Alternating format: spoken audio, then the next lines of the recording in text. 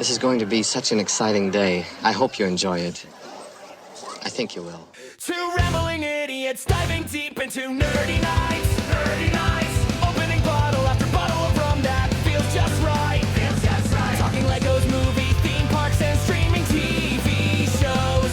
It's the Rum and Nerdy podcast, so come hang with your bros. Rum, nerdy, grab an ice cube, splash in some Coke. Top it with rum aged in barrels of oak. Greg and Garrick are letting the spirits flow. The Rum and Nerdy podcast is ready to go. Hey, everybody, welcome to Rum and Nerdy. I am Greg. And I am Garrick. And this is episode 6.31. Yeah, it's a conspiracy update. So you said you have a couple. I know I have one, again, from a TikTok I saw. Ooh, okay. You know, the funny thing is I barely watch TikToks. Mostly I watch TikTok when Sandy sends me a recipe that she wants to use. The dinner tonight was from a TikTok recipe. Oh. Well, it was quite enjoyable. Yeah, good job. Beef enchilada. I thought it needed a little bit more sauce, and I didn't like. I make an enchilada sauce from like Chipotle's and broth and everything else, and this was okay, but I don't think it was as good as mine. Mine was more flavorful. I totally don't. I enjoyed tonight. I don't remember yours. So, haha. Well, that's fine. Anyway, we got some conspiracies with some just shows we're watching to update. What's funny too is because I know that Scott and Christina had basically like their entire show watching lineup was based off things that we recommended, and we haven't been watching shows or talking about them. We haven't been talking about it. It's like, what are they doing without us telling them what to do? They're probably not enjoying the latest season of Rick and Morty. Oh, I haven't either. Oh yeah, no, I'm behind. It's been pretty good. Yeah, started watching that. Started watching Stuart Fails to Save the Universe. Yes, we watched the first 2 or 3 of those. Yeah, up through the Will Wheaton. Oh, I haven't gotten to the Will Wheaton one yet. Oh, because that one's not bingeable. Like it's a weekly. Yeah, new one every week. Well, and that might be the second one. Where he's in the store, okay, because we only watched like 2 or 3. Like we didn't watch this week, and we know that this one. It's the same thing. It's like Ted Lasso's out. I've always seen 2. So, well, Ted Lasso's out, and I've like the entire first episode was filmed in Kansas City, and I've had so many people, dude, like I haven't watched it. Demo Dave. DemoDavePro.com. He reached out. And by the way, today is his birthday. Yeah, not the day of the broadcast, but the day of the recording. Happy belated birthday, right. DemoDavePro.com. I had Dolly Parton sing him a little bit jingle. Okay, but that was an awkward pause. We maybe we'll do maybe that can be the outro so everybody can hear. It's a good time. I reached out to her. She owed me a favor, solid, and. As I told Dave, she owes me 2, but I only used 1 on him. Fair enough. I had her sing a happy birthday song for him. Oh, well. So we can play that at the end of the episode. Anyway, so that's Dave, but where we're going with this. Talking about shows. Yeah. Stuart, so do you have anything other than Stuart and Rick and Morty? And then there's a new Rick and Morty spinoff with the president. From Rick and Morty as like a spy, secret agent / also the president. Oh, nice! That sounds fun. He's always a solid character. It is, and I think I've only watched the first 1 or 2 episodes of it. And if you're a fan of the Rick and Morty universe, it'll probably click with you. So, I'm a fan. I've been so bad and out of touch on that. But we've been doing currently what we're kind of finishing right now is what's out, but it's for a show called Plutonic on Apple TV with what's his name? Pothead Seth, not Seth Green. Seth Rogen. Seth Rogen. There you go. Seth Rogen is in it, and his best friend is this Australian girl, and it's fucking hilarious. But we've been watching that, and then we just finished up 4 seasons, season 2, which is a series that is kind of written and produced by Tina Fey, but it's based off of an Alan Alda movie that he did back in like 1977 about these, couples that always go on these trips regularly together, and one of the couples gets divorced and all this other stuff, and it's really good cast, really really funny. Steve Carell's in it, Tina Fey. Oh God, I forgot a couple people from Saturday Night Live, but it's really good. It's solid. It's a lot of fun. Alan Alda and Carol Barnett from 1981. 81. The Four Seasons. Aw. Yeah, but actually Alan Alda plays one of the characters' dad. Oh, really? So he's got a little. Oh, cameo cool. in Okay. it. But real funny, really fucking funny. Waiting for season 3 to come out. Interesting. Okay. And what was that on? Apple TV? That might be on Apple TV. Okay. But yeah, doing that. And then I'm finishing up, and I might have finished it up last night. I think I did. Walking Dead City. I was about to say, clearly it's memorable. I'm just trying to figure out whether, because it was definitely one of those cliffhangers, but then they did this whole outro at the end of it, this voiceover between several characters so it could just be wrapped up, like this is what's next. And I'm still waiting on the next season of Walking Dead, Daryl Dixon, where he has stumbled to Europe and he's in France, which actually was really good. This one, a little campy, but the Daryl Dixon one was solid. Well, it's fun having him in Europe, but Europe is not the kind of place you stumble to in the post-apocalypse. Like, how did he get there? They explain it. It basically, he was doing his own kind of search for answers and things, and was just out in the world. And he got a really big boat. No, he got taken by these trader guys that he, I don't know, somehow wronged them. So they had taken him, and he ended up escaping and was on a life raft and came ashore in France. Oh, okay. Yeah, but he'd gone up into Canada on the coast and messed with the wrong guys. Well, I'm glad to see that in an effort to try to avoid rebuilding society, we managed to get raiders out of the deal. Yeah, oh yeah, it's solid. Ah, fucking pirates. Well, and that's a big thing about the Dead City, talking about New York and the different gangs of New York in the post-apocalyptic world. And it's, I don't know, it out of all of them is that one, Dead City, is the most campy. But yeah. Anyway, on to Conspiracies. You said you had 2. I only have 1, so I'm going to let you go first. Oh, you're going to let me go first? Okay. If that's okay. Oh, that's fine. Because then it's you go, then I go, then you go, and it feels balanced. Instead of me going, then you just talk for the rest of the time. The palindrome of presentation. Okay, I'll give you one. How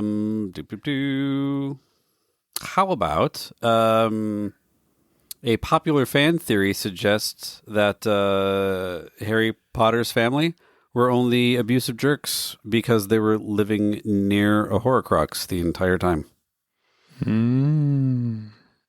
I've heard that before. You have heard that before, yeah. Which makes sense, because later on, they're at the very end, his brother, his cousin is kind of decent to him. Yeah. I will follow up that apparently the official text and a general community consensus debunk this theory, but I don't know. It kind of makes you have hope for human beings, because I hate jerks. Like, why are you guys jerks? You don't have to be jerks. Because. Ooh, Horcrux. That'll do it. Yeah. Oh, no. Well, but was that the, I mean. Yeah, that's a simple one. Not that's short. Okay. That's short and that's simple. Well, not a lot of supporting evidence. I'm going to take it away from the Harry Potter theme and go to the Harry Potter theme. This theory said, so the older Weasley brothers, George and Fred. Oh yeah, they take place in the Battle of Hogwarts at the very end of the franchise, and Fred is killed by Voldemort, which traumatizes George. So there's a theory that George Weasley goes on to become Willy Wonka.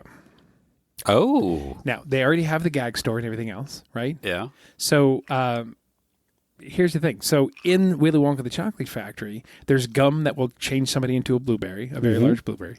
There is, the blueberry gum. There is the bubbly drink that makes people fly. Yeah. Now, clearly, these things are magic. And then there's a hair-growing taffy, right?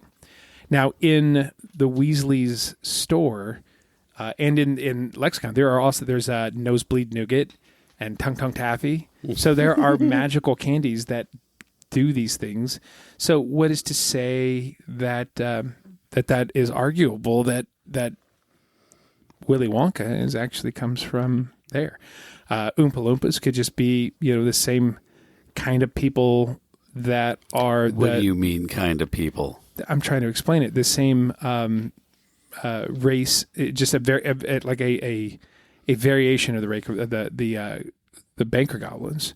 Okay. Right? They just have orange skin. And as we know in American politics, that orange skin is not far-fetched. Especially when you're into money laundering. Right. And hiding pedophiles. Anyway, so also in Willy Wonka, the Chocolate Factory, at one point, Willy Wonka says to one of the kids, he says, "I'm sorry, I'm a trifle deaf in this ear. Speak a little louder." And in the story, George is struck by a curse when fighting Death Eaters, and his ear's gone. Oh, so it is possible that Willy Wonka doesn't have an ear on that side; it's just a prosthetic. That's kind of fun. So there's my conspiracy. Although, and that's before he freezes the Earth in the movie Snowpiercer. Correct. Which makes Snowpiercer part of Harry Potter canon. That's a reach. What do you mean it's a reach? We took your conspiracy slight reach over here and the Willy Wonka Snowpiercer theory, which is borderline canon, and they touch nicely. So I have bonus content that is not a conspiracy theory, but is rather interesting. Okay. Willy Wonka and the Chocolate Factory, it's a movie, was financed by the Quaker Oat Company, which put up, at the time, $3 million, which would be $23 million today of production budget in return for securing the confectionery rights for the Roald Dahl book, the author. Now, it was also Quaker Oats. Roald Dahl? Yeah, sorry. That's what I meant.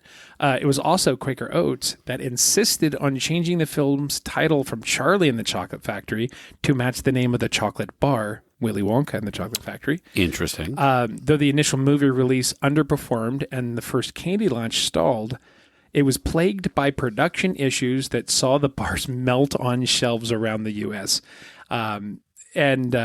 It's not often credited as kind of being a correlation because as the merchandise cross-marketing thing, it was a failure. Oh, it absolutely was. But Quaker Oats. What's really funny is because you could still get like Wonka branded candies. Yeah, you might even still be able to. But I mean, I remember seeing them in stores, and I'm like, Everlasting Gobstopper. I'm like, Wonka, like the movie? Yeah, really? That can't be a coincidence. And that's a brand that is owned by unless they've sold it off, but that's a Quaker brand.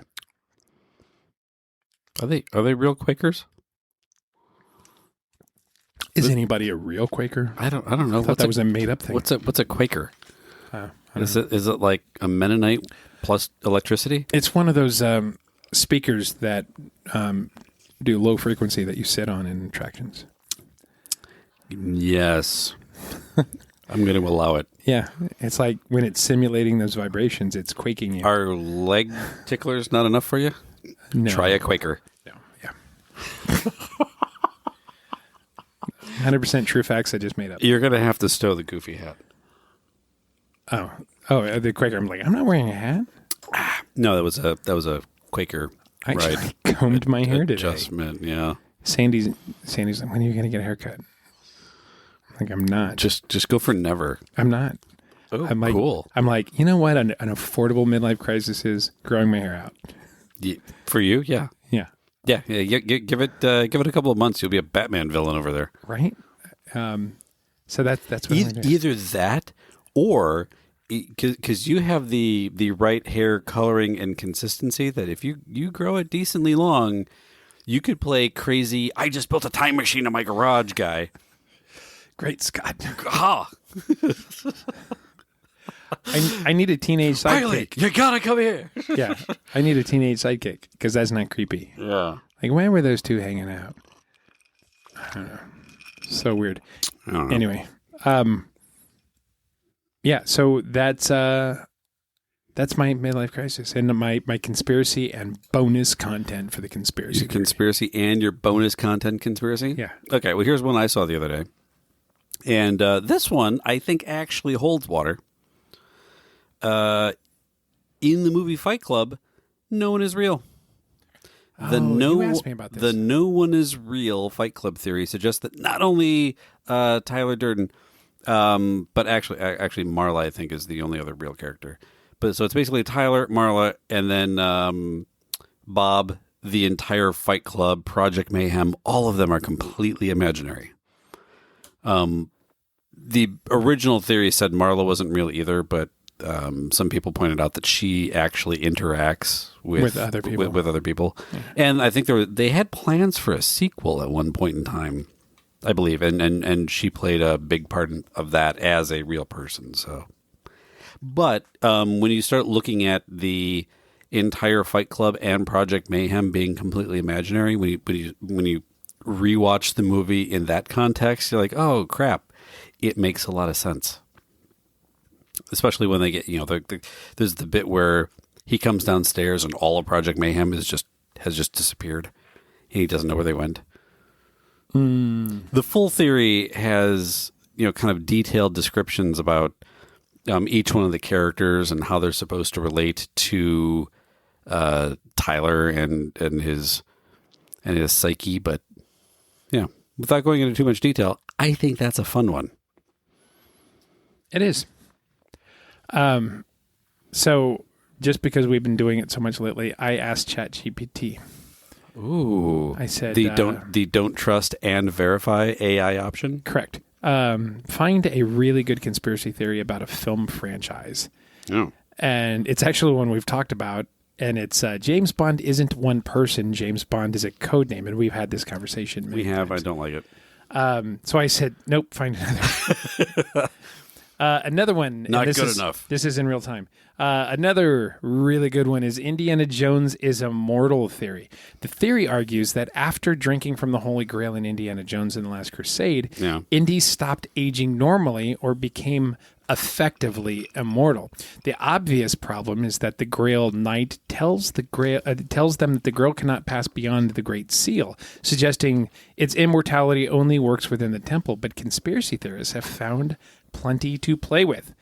The Indy survives an absurd amount of stuff after drinking from it. He does. He gets older, but continuously surviving situations that absolutely kill him. By Dial of Destiny, he's still getting punched, shot at, thrown around, and dragged into adventures at an age when most archaeology professors would probably be grading papers at home. But here's where it gets more fun. What if the Grail wasn't the first supernatural thing to affect him? So, across all movies, Indiana Jones has witnessed the Ark of the Covenant, kill everyone who looked at it, drunk from the Holy Grail, encountered... To be fair, he didn't witness anyone be killed from it. Yes. He had his eyes closed the whole time. Well, he was... in the presence? He was in the presence. Okay. Encountered the Sankara stones, survived direct contact with extraterrestrial interdimensional artifacts, and has been transported through time. So the theory evolves into this. Indiana Jones has been exposed to so many supernatural artifacts that he may no longer be entirely normal. And there's an even better Reminardi question buried in it. Okay, this is ChatGPT. This is not us. If the Holy Grail really did make Indiana Jones immortal, does Indy even know?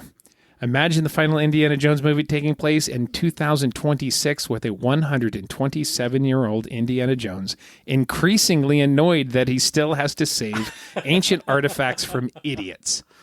I would go see that fucking movie. I would pay to see a modern-day 120-year-old Indiana Jones punch a Nazi. Yeah, because they're back. Mm-hmm. Yeah, it's like, the friggin' Ark didn't take care of this problem earlier. So I think I recently heard, too, that there is another Indiana Jones in development. Oh, yeah, that'd be cool. Although... I saw a movie randomly that had like a hardcore Indiana Jones. Oh, I think it was Honey, I Blew Up the Baby. Okay. Or Honey, I Blew Up the Kid. It's the sequel to the Honey, I Shrunk the Kids Yeah. where they make the thing. Anyway, at the end of that movie, spoiler alert, in the event you haven't seen this 30-year-old. Spoiler alert. Yeah. So at the end, they have to get Wayne's old shrinking machine out of some giant warehouse somewhere. And as they're looking for the shrinking machine in the warehouse, one of the crates in the back is just labeled Ark of the Covenant. Oh, yeah. The Ark sneaks its way into random warehouse scenes, but I think that's the most recent one I was exposed to.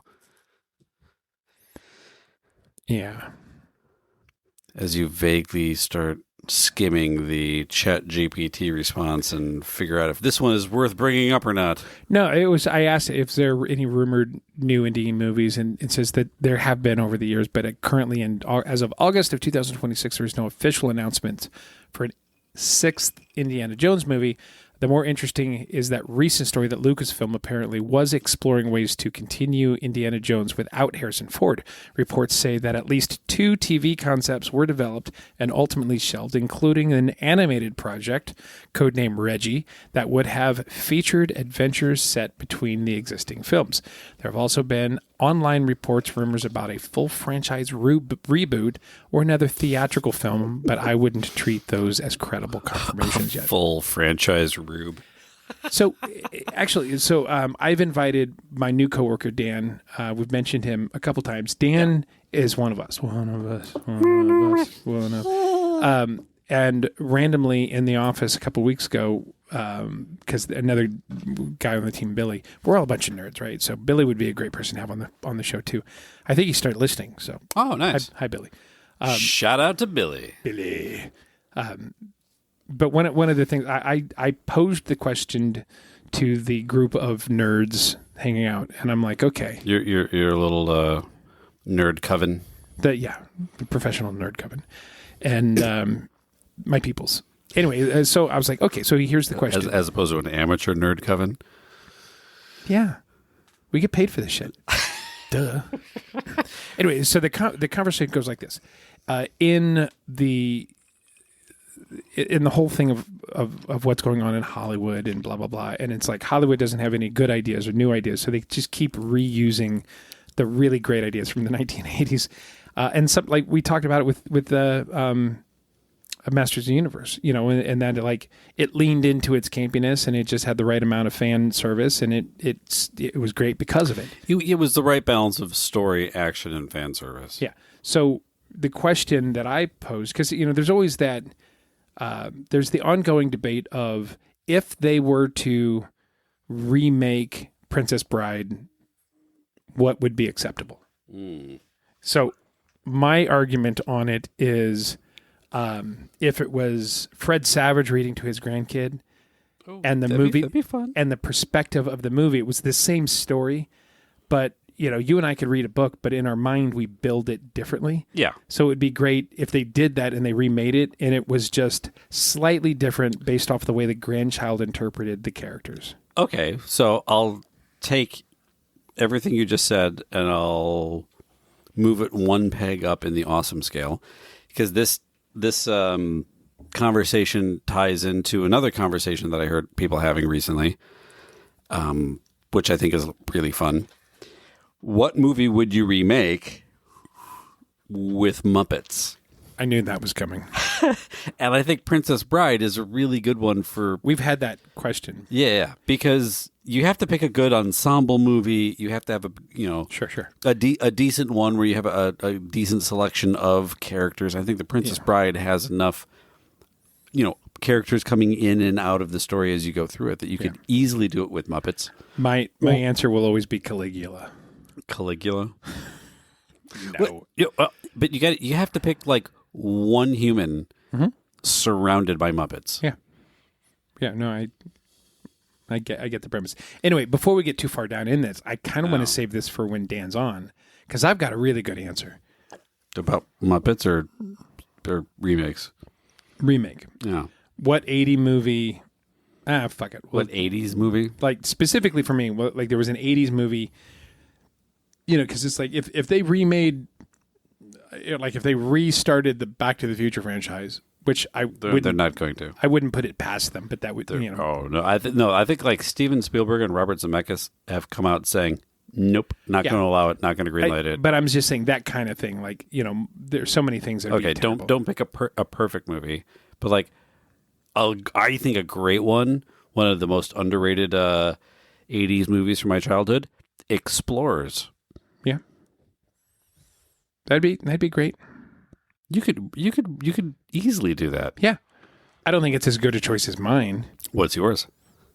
The Last Starfighter. I thought they were.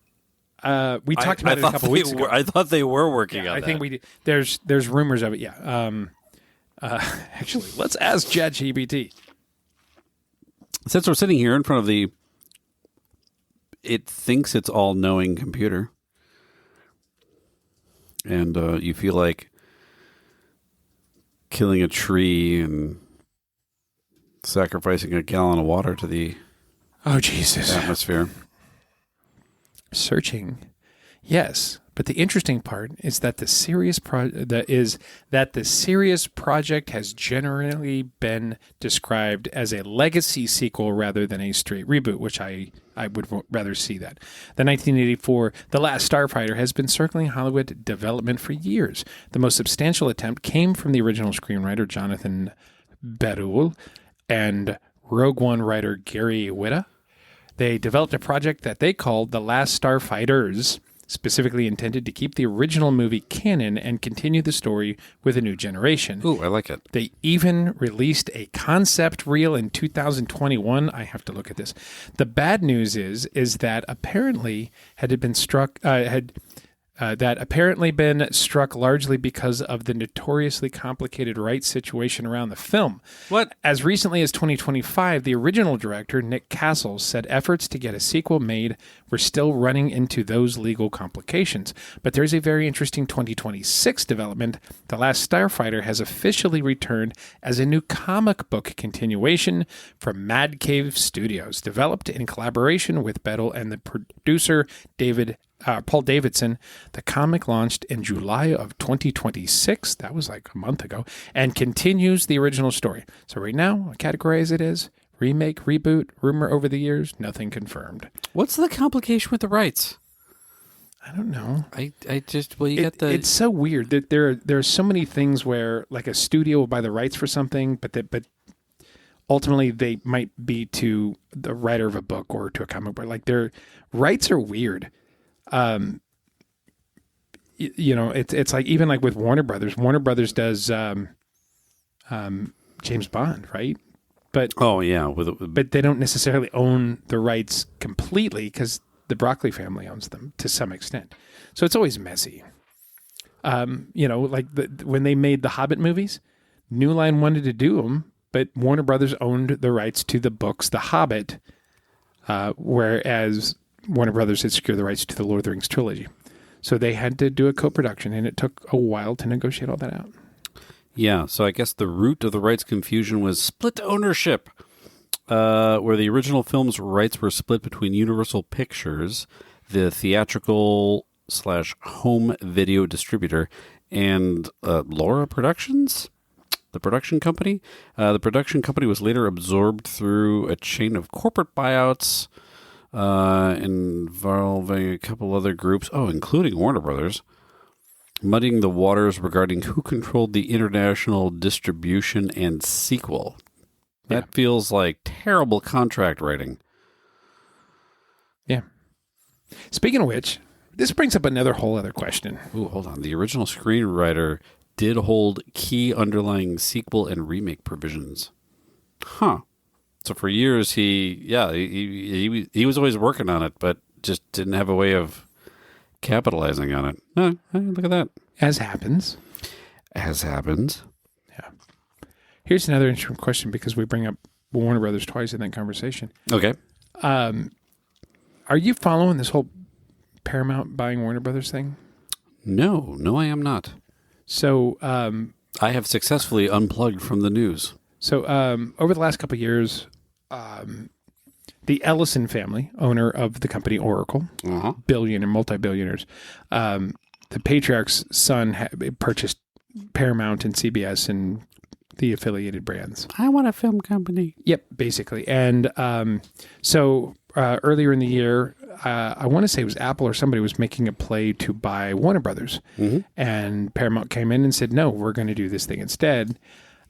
They went through and they hammered out a deal, and it's like $77 billion. It's like ridiculously huge purchase. But again, that's a big library. Yeah, I'm going to have to beef up my PayPal account a little bit. Yeah. So the boards approved it. Everything else was moving forward. Generally, Hollywood as a whole, as an industry, is very against this. Typically, over the last few years, when you see these studios kind of merge and whatever, it cuts down on choices. All of a sudden, the projects, they're buying them for the library, not for the production capability. And these studios are condensing more, and the media and the shows and the films that are being produced are getting more and more limited. So 12 different attorney generals across the United States have filed suit to stop the merger, an antitrust suit to stop the merger. As of like October 1st, Paramount, because they're basically on the clock to close the deal. Yep. As of October 1st, Paramount will be required to pay fees of $7 million a day. Ooh. This suit could last a couple years. Ooh. Yeah. Ooh. Yeah. Now, So certainly... what you're saying is my Paramount Plus subscription is going to increase in value. Or cost. Or cost, yeah. So there's a lot of things that could change with it. But ultimately, like 2 or 3 days ago, David Ellison, or whatever his name is, Ellison, basically was like, hey, you have until October 1st to drop the suit, or we are moving Paramount out of California. Wow. Any idea where they're going? Probably be Texas. Or Atlanta? Atlanta's dying on the film market. Texas is the next film market. Why is Atlanta dying? But from what I hear, it's a lot about the fact that Georgia, and it's one of those typical every couple of years change regime, and the leadership is like, why do we have all these tax incentives for the film and television? That's dumb. They don't see the value that it brings to the business in the state. Yeah. Especially when you have like Trilith Studios that built this huge facility. You've got Tyler Perry's big facility and all those other things. So Ravenswood have a thing up there? Yeah. There's a lot of... I guess was a Yeah. lot of stuff in the greater Atlanta area. And a lot of that production has just moved to the next pop-up popular city. Wow. So there is several huge multi-billion-dollar development projects in the state of Texas about building studios there. What the hell, Florida? Come on. Step it up. Well, and back in the 90s, Florida was the hot spot. And it always just kind of reverts back to the places that it goes to, LA, New York, and all that stuff. But with the world politics and everything else, and taxes and incentives and tariffs and this and that and blah, blah, blah, blah, blah, more and more of this production is moving outside the United States. And even the above-the-line editors and other post-production people, with everything being digital and the ability to transfer large size files and everything else, like a really good editor can edit in his living room in Montana. He doesn't need to be in Hollywood like it used to be. Yeah. So the business is going remote, and a lot of production is going to or wherever the tax incentives are. And even a lot of those editing software platforms have switched into cloud project formats. Yep. So it's, hey, we can have multiple people from multiple workstations at completely different physical locations all working simultaneously. Yep. To deliver on a large project. So what could go wrong? No, and I support all that stuff. But it's interesting because you've got two things right now, major things that are fighting the survival of Hollywood as a business model. And that is this big merger that could, at the very least, the merger happens and production is consolidated again into one unit instead of two. You've got and these are like Warner Brothers Studios and Paramount Studios are iconic real estate studios. Yeah. Just the physical location. And if this new super company doesn't need that, can you imagine closing Paramount Studios and just building apartments there? That is nuts. Yeah.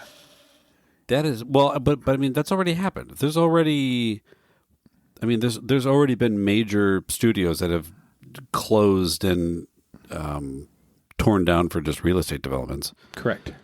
So You want to throw that latch on there before you get it wound too tight, so it's locking. Okay. He's playing with the trebuchet. I am, because I have a desk trebuchet. Everybody should have a desk trebuchet. I want to make a real trebuchet. I do too. And you know what? Hold on. Yep. I feel like you got plans for it. Keep talking. Okay. Yeah. How big of a trebuchet do you think we could build? And why do you want to throw a small, mid-sized automobile? Because we can. Garrick, I present to you the Big Book of Catapult and Trebuchet Plans by Ron Toms. That's not even subtle. No. It's just a book on how to make fucking trebuchets. And catapults. And don't forget the catapult brethren. Yeah. This book includes plans for PVC pipe trebuchets, tabletop trebuchets, the world-famous floating arm trebuchet, the historical Warwolf trebuchet, a rat trap catapult, the Mangalonal or Oneger, the Greek ballista, which is basically like a huge fucking crossbow. Greek ballista, okay. A Petraria Arcanatinus and the Scorpion 2. But it's like, yeah, go buy this many lengths of 3/4 inch PVCs in these fittings, or buy 16 2x4s and some nails and some plywood. And this has the cut sheets, the material list, everything. So I bought this a couple years ago. Garrick, Riley and I were going to build one, and we never did. But we can do it. Rum and Nerdy, the trebuchet. I feel like in order to authentically build a trebuchet, we need to go out into the woods and chop down a tree. Nah. With a herring. That's weird. Sometimes you got to bring weird to the party. This is accurate. I don't disagree with that. Oh. I did. I showed you my new business card holder, right? Oh, no. You told me about it, but I've never actually seen it. Oh, I'll have to show you on the way out. Yeah, it's a slightly scaled down. So you're saying I still haven't seen it? Yeah. If I had my backpack up here, I'd just show it to you real fast. But it's downstairs, and I don't want to pause to go down there to get that. But here's my point. Okay. I think that I would like you to help me make the cassette logo cover. Oh, sure. Where it's like Rum and Nerdy the mixtape, I think. Yeah. I think that's what I wanted to say, Rum and Nerdy the mixtape. Okay. Cover art and like the whole thing. So I'll print the sticker and everything else, but we need to like measure it out and figure out exactly sizes and like where the corners are and everything. Oh. Yeah, because you made it out of it. Well, why don't you first explain to the listeners what it is? So we had an intern. If they haven't already figured this out. Yeah, we had an intern at the shop or at the office, and he was playing with your white collar, not our Greg. Yeah. He was playing with our 3D printers and stuff like that. He printed me middle finger hands for my Lego figures that are awesome. And then I was just casually like, I need a new business card case. I wish I just had a scaled down cassette tape holder. And he said, "Hey, what's a cassette tape?" Oh, ouch. No. After we went through that whole discussion, he did it. He found a file and he printed it. And the backing part of the case is black plastic and it's clear on the front, although there's a texture. So that's so cool. You 3D printed the save icon.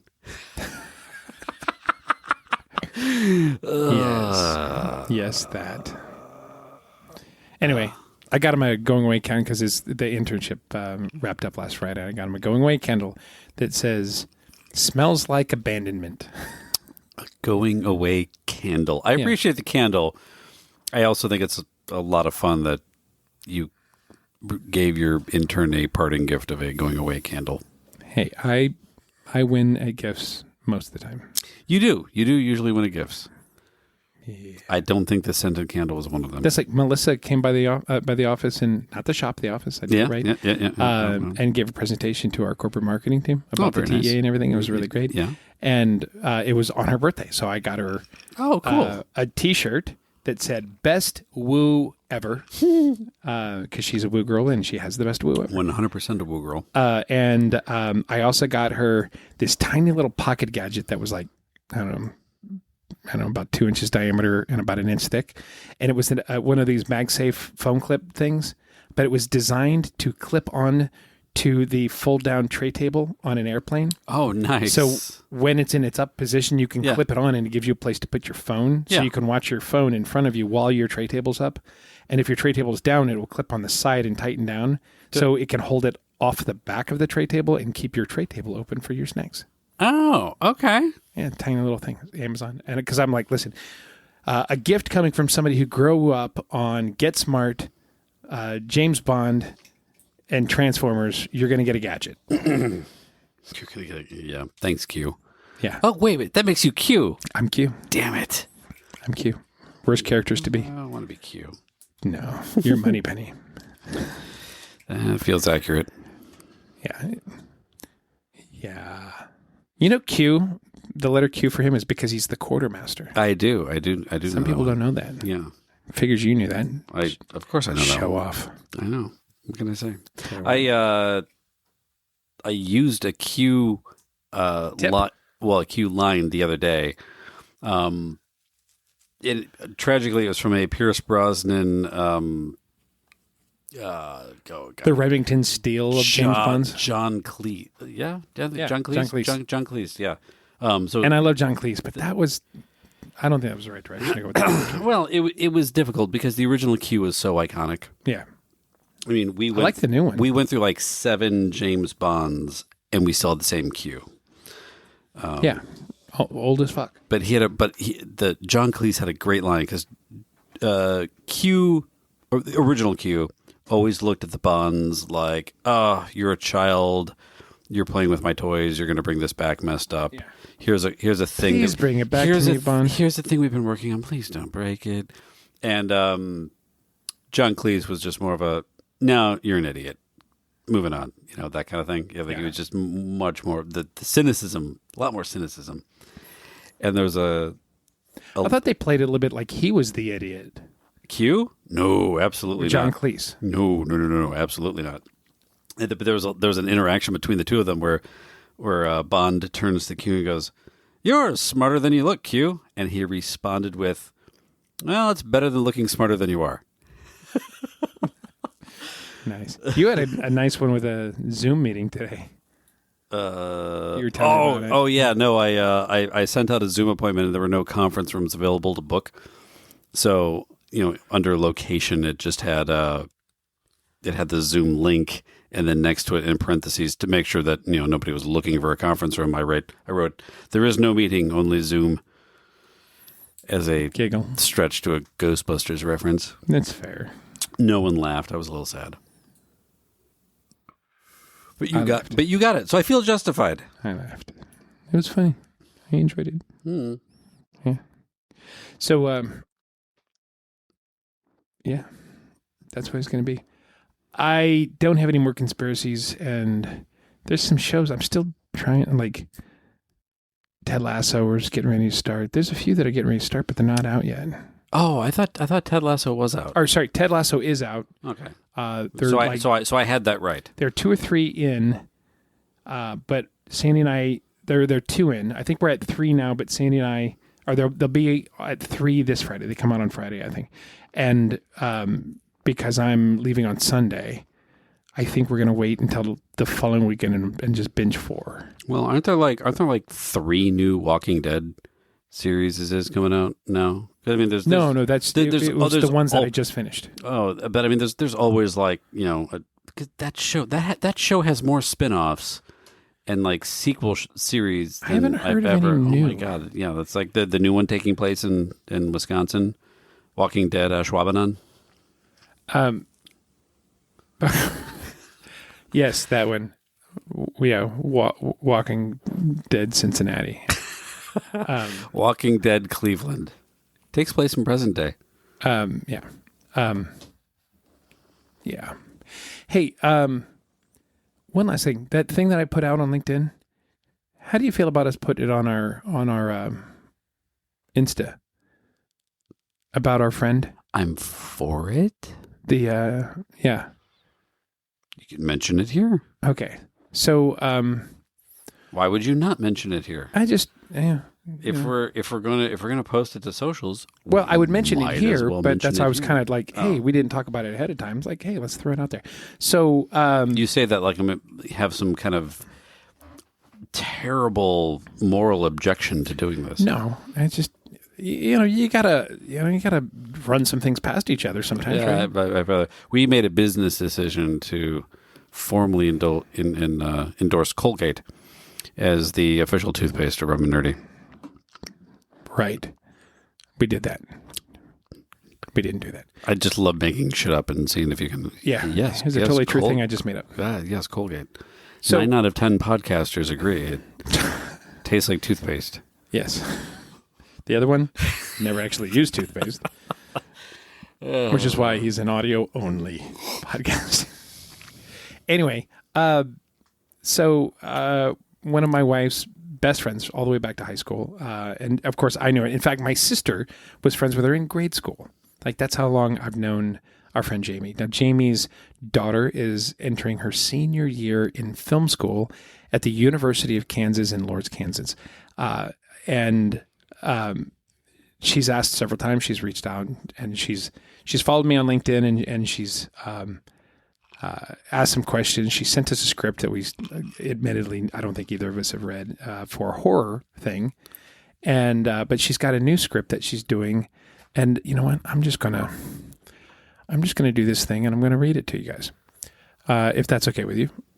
I am 100% on board with you pulling this up and reading it.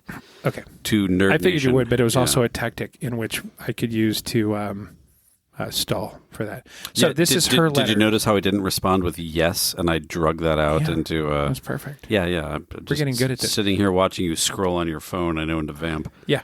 So this fall, this is her writing on her GoFundMe. This fall, I am shooting my senior capstone, a short film encompassing the unconditional love that comes from sisterhood amidst life changes.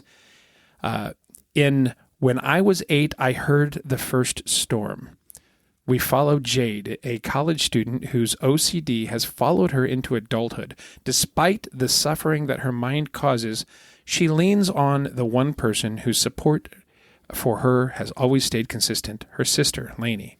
This film is a representation of my own experience with OCD and ultimately a love letter to my sister, Natalie, who has been constant joy in my life. I want this film to remind people that living with OCD, that they aren't alone in their experiences and that there are always people out there who understand.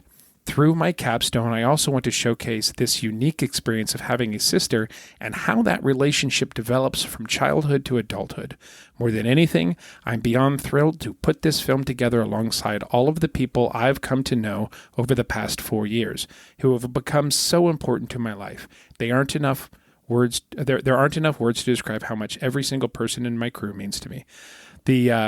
Basically, the funds are there to help fund the cost of doing this project. And she does say that any remaining funds will be donated to the Lawrence Humane Society to support homeless pets in Douglas County, Kansas, which is pretty fantastic, too. That is absolutely fantastic. So we will post that on socials. Anybody that knows me, you can see it on my LinkedIn as well. And in general, reach out to us if you want to do that. But she's only trying to raise $3,000. It's not a lot. That's not a lot of money at all. No. And Sandy and I, we contributed today, and then I did that post and write up on LinkedIn about it. And so we'll throw that out there. Cool. It's a fun little thing. There's so many things, like, mentoring. There's so many good things about that, and supporting youth in the arts, but also women in entertainment, women in filmmaking. There's not enough support for women in entertainment and filmmaking specifically. So support all of that. We love it. And with that, you can check us out on our website at rumandnerdy.com. That's rumandnerdy.com. I know we're out of order. Social medias where you can find the link to this GoFundMe at Rum and Nerdy, most platforms. And you can email us at show@rumandnerdy.com. That's show@rumandnerdy.com. And then, of course, happy birthday to our good friend, Dave Martin. Were you going to say good and then great? And it came across as... I just meant to say good. Grid. Words are hard. Grid. I'm very tired. Happy grid birthday. Yes. DemoDavePro.com. We love you, Dave. And for all of that, we got Dolly Parton singing happy birthday. Stay nerdy, my friends. The days go by faster and faster. The calendar turns another year past you. It's a special day for you to shine. Friends all around with cheers and wishes. Candles on a cake that's just delicious. It's all for you today, 'cause it's birthday time. That's right, David. This one's for you. 'Cause it's birthday time. What a day for celebrating. There'll be songs and gifts and some happy congregating. Yes, it's birthday time with your friends and your relations. It's a time for joy and happy celebrations.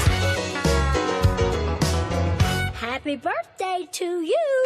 Happy birthday.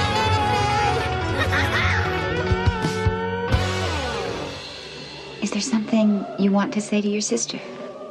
What? Are you kidding? Where should I start? I mean about her birthday. It was yesterday. We all forgot. Classic.